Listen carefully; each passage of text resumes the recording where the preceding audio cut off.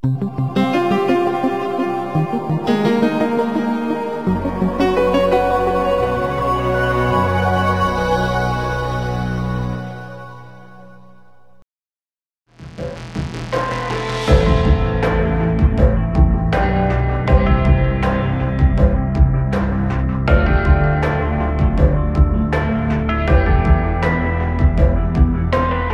uplynulom týždni bola ukončená práca archeológov v zaniknutej osade Šoldov. Ich činnosť na záver zhodnotila aj komisia, ktorá dala rozhodnutie na výskum v Šoldove. Ja zastupujem Krajský pamiatkový úrad Prešov pracovisko Levoča, ktoré vydalo rozhodnutie o zámere obnovy tejto národnej kultúrnej pamiatky a zároveň teda stanovilo aj podmienky pre vykonávanie archeologického výskumu, ktorý by mal priniesť podklady pre konečnú prezentáciu tejto sakrálnej architektúry kostola, teda, ktorý je známy nielen z literatúry, ale aj z tradície už dosť dlho. Takže dnes je vlastne záverečná komisia, ktorá hodnotí a prezentuje výsledky archeologického výskumu v tejto sezóne a prakticky sme tu dohodli, alebo teda uzavreli sme túto sezónu a dohodli sme postup výskumných prác na sezónu v roku 2014. Archeologický výskum priniesol veľmi zaujímavé výsledky, pretože starší výskum pána architekta Pífla nevieme presne, čo priniesol, keďže dokumentácia jeho výskumu sa zachovala torzovite.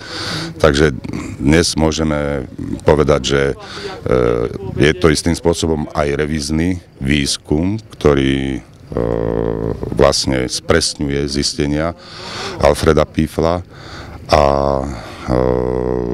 budúca sezóna by mala priniesť konečné výsledky, ktoré budú tvoriť odborno-metodický podklad pre konzerváciu teda a pre pamiatkovú prezentáciu tejto archeologickej lokality. Tak táto záverečná komisia bola zameraná na vyhodnotenie odborných výsledkov toho, čo sme mali urobiť, či sme to urobili a či sme to dobre urobili.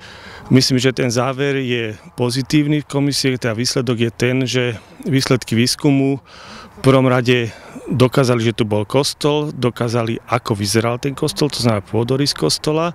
Mnohé veci sa spresnili ohľadom datovania. Takisto sa zistila tá zaujímavá konštrukcia na východnej strane, ktorá je spadnutá do priekopy, ktorá nás bude čakať vlastne ešte na budúci rok a tak ako aj doskúmanie niektorých ďalších častí. Takže výsledok tej komisie je pozitívny, takisto je dôležité, že komisia odobrila vlastne úpravu toho terénu do stavu, aký bol v zásade pred výskumom v roku 1951, čo je dosť dôležité, lebo bude trošičku krajšie vyzerať celý tento priestor. Skúmaný terén a vykopané sondy v Šoldove archeológovia musia zazimovať. No my niektoré zasypeme úplne, niektoré, kde sú múry, prikryjeme slamou, fóliou a hlinou, tak aby vlastne na budúci roky bude treba sme ich mohli odkryť, lebo ešte niektoré ďalšie časti budeme doskúmavať, aby sme potom mali menej roboty.